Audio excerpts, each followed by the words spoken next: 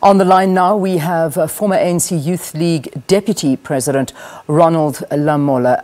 Ronald, a very, very good morning to you, and thank you very much for talking to us. Thank you very much, Leon, and all the viewers at home. Now, I know that you were on a flight, I think, between Cape Town and Johannesburg, and when you landed, you heard the news, so it's still very fresh for you. How are you feeling this morning? I am very sad and heartbroken because I know that after the activities in the Youth League, all of us from that NEC were now beginning to pick up our lives, both politically and personally. And Magaqa was part of that group, which was now beginning to pick up his life personally. And I know he was beginning to have a family, and his family is heartbroken like everyone else. And I want to send my condolences to them and to all his other relatives in Mzimkhulu. He decided to go back home, participate there. And that was a life of a man who said, after the lives of Johannesburg, everything must end in my hometown of Mzimkhulu. So I'm very much broken because I know what he has been going through. We have been a family in that NEC, all of us, including with him and everyone. We could still call each other when things were difficult, to assist each other.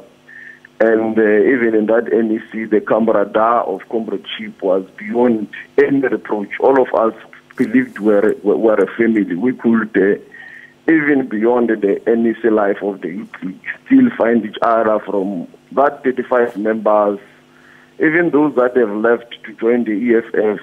The familyhood is still there and was still there. So it's very, very, very sad for us. Yeah. How would you describe? Oh gosh, I think we may have dropped the line.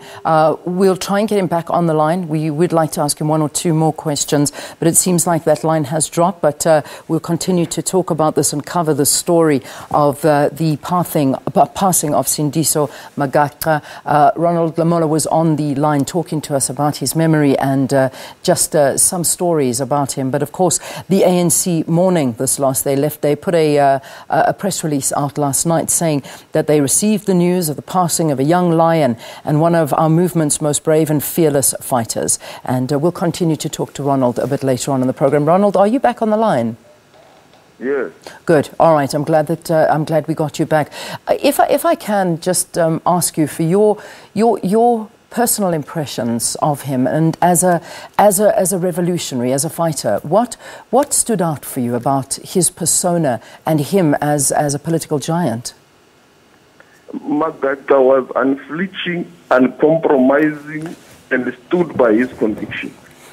He was that generation when we had resolutions. He said we must never at any day think about abandoning or retreating from those resolutions on economic freedom, the nationalization of mines, the expropriation of land without compensation, and many other progressive resolutions that the Youth League took in that 2011 conference when we declared ourselves as a generation of economic freedom fighters. I remember at the time, there was a time when he was suspended and he was supposed to apologize. We ourselves behind the scene will say, but SG, please, man, just apologize so that at least we've got the strength, because they've already expelled the president, they've expelled Floyd, so that at least you can come back to destruction.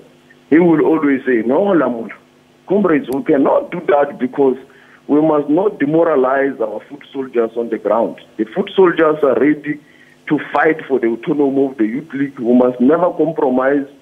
And even ourselves, if we are taken out, will be the casualties of this battle. You comrades must soldier on. So that was the kind of a character. But he was also had humility. Myself and him were usually confused because we almost had the same features. People could differentiate us with the gap, but there were those who could not differentiate. They will see Magaqa and think it's myself, and see me and think I'm Magaqa. So sometimes in the NEC we will say, no, maybe this NEC must resolve who is better and some between me and him, and we will take that in a very light-hearted way. But at the end, I will remember him as a person who stood by his conviction. Yeah. You know, the reality is that there has still been no arrests due to his shooting, which happened in July.